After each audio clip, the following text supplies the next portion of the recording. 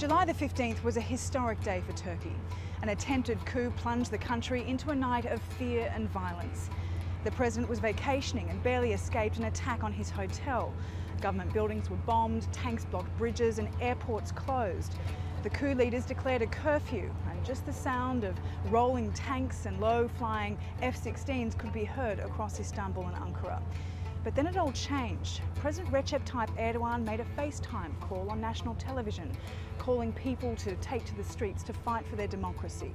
And they listened.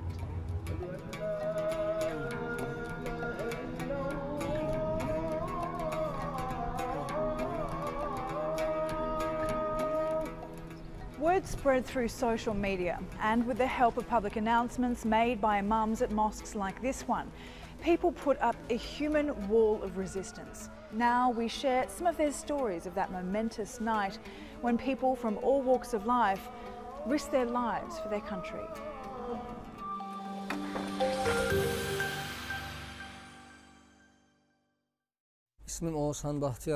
My name is Ozan Batioğlu. I've been an imam at this mosque for quite some time, and I was here on Friday night. If that coup attempt had succeeded that day, we would not be here today. It was a big catastrophe for the people, and the people should need to be woken up. The first message to wake people up came from the president, but spiritual values of the people needed to be addressed too, as well. We needed to create a spirit like that of World War I.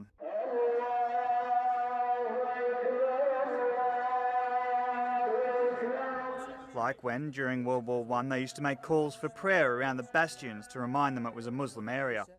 The same spirit needed to be created because I saw that the will of the people was not in their hands. Some people were trying to take control and take away the will of this nation, but God had taken their will beforehand. God gave such belief and faith in the hearts of this nation that not only the Turkish army, but all of the armies of the world would not have been able to suppress this nation, I swear to God. The things that I went through while coming here that night, I saw how people responded when we were reading the Holy Quran, reciting God's name, Janissary's band songs. I saw that there were people who stood in front of bullets without any hesitation. The will of the nation on that very day was in the hands of God. It was also in the hands of those who used social media to help galvanise public support. Journalist Merve Shabnam was one of them.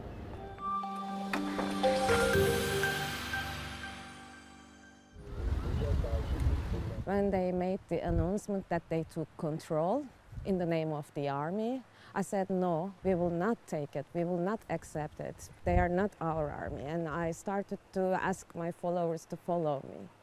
And I said, I'm going to the streets.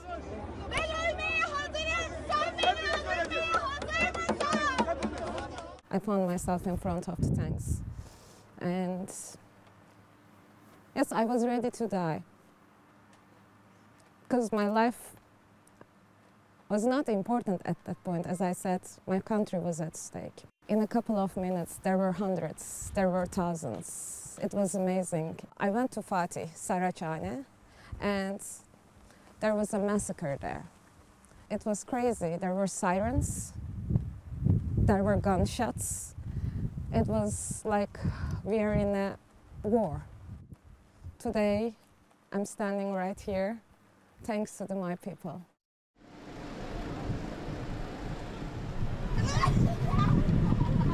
Many of those people lived through coups in Turkey that succeeded. Their experience helped to make sure it wouldn't happen again.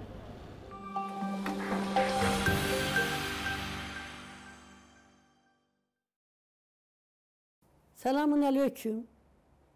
Ben Erzurumluyum. Salam alaikum. I am from Erzurum. I am 77 years old. I am the daughter of Nene Hatun, who is a Turkish folk heroine. At that night, I was woken by the phone. We heard there was an uprising. A coup came to mind. My husband was a private in the military service. I hadn't heard from him for 14 months. In the 1960 coup, Prime Minister Menderes was executed. He was innocent, but he was hanged. He had brought prosperity to our country. We were just very sorry. We could not do anything and cried for months. We were sorry for Ozal in the 1990s as well, but we could not do anything for him either. Evde döndü dedik ki bunların kayası Erdoğan aldı. But when we heard about the attempted coup, we thought they would jail Erdogan and try to kill him. Memleket battı. We said that if he went, our country would crash. Ben çok korktum o zaman ama. I was terrified thinking about it. Would it be just like the old days? I thought that we wouldn't be able to go out again. Jets were flying, car horns were being sounded. We were scared out of our minds. There were beeps and aircraft noises. We were hearing gunshots and other sounds of chaos. We started to pray, just pray. Cumhurbaşkanına bu zararı verirseler. We were wondering what would happen if they harmed the president. But when we saw people pouring onto the streets, we said, for God's sake, people, wake up. In fact, our men and women were all courageous. Heyecandan titriyorum ama. I was shaking, but I wished I was on the streets to lie in front of the tanks. The past came to mind. We would wait for hours queuing for fuel oil and margarine before the 1980s. If the coup attempt had succeeded, we might have gone back 50 years. We really did an incredible thing. Ama Allah fırsat vermedi. Many played a crucial role to prevent the military takeover. People banded together to help those who were injured.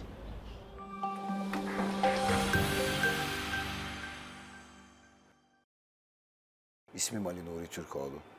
Bu memlekette 24. yılına girmiş bir oyuncuyum. I am Ali Nuri Türkoğlu. I have been working as an actor for 24 years. I've acted in many cinema and TV films. I've always done my best to support my country, to make it a better country. I woke up to a nightmare that night. We were told that some groups in the military attempted a coup similar to previous coups. We could not stay at home. It was impossible. We went out to the streets to prevent this, to stop those groups. We stood there as human shields. 50 yıl öncesini hatırlatır gibi. To see those tanks in the front line was very depressing. I said this could not be my country. Gun barrels were pointing at civilians and police, trying to protect those civilians. That really hurt my feelings. Not only mine, everyone's. A photo of me went viral on social media. I had a long beard in that photo. Sebep olan şöyle bir sakal vardı. Many people accused me of being a member of Daesh. We never hurt anyone. We were rescuing some soldiers to prevent them from being lynched. Savaştığımız kardeşim benden özel bir ricada bulundu. More than 200 civilians and anti-coup forces lost their lives and thousands were injured that night. Many here on the Bosphorus Bridge. Tens of thousands of people have since been detained, arrested, suspended or fired as the coup investigation broadens. At a time when Turkey is becoming increasingly divided, many people say the failed coup in fact united people and political parties. Faced with a military takeover, they packed Turkey's squares, bridges and airports and in the process took down a coup to save their democracy.